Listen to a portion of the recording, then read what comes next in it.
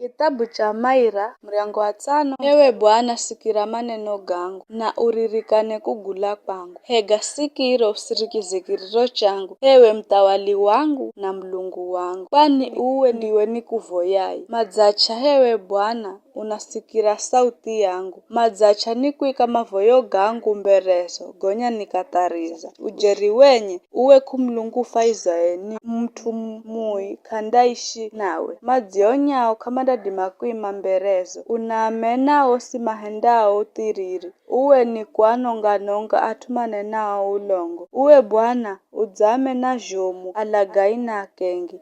Ela mimi kwamba zizo nyinji nindangira nyumbani mwako nidzizanye nikuvoye kulola hekaluro eri kwa heshima nyinji. Nilongoza kwa hachiyo hewe Bwana kwa utua maadui yangu, igoloze ngirayo mbere zangu. Maneno gao manenago hata kagariwa ni mtsango.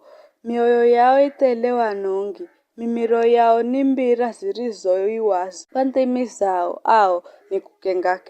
Apige ulongo hewe Mlungu, na magwe na njama zao mbii. Ainge kwa utua makosa gao manji, kwani madza kuasi. Ela osi makuchimbirirao uwe na mafahirwe na malutwe mimiro yao kwa fahiro kare na kare.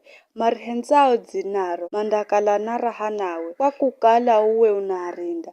Maana uwe hewe Bwana unahasa hachi na radhiyo indadengereka herengao. Amen.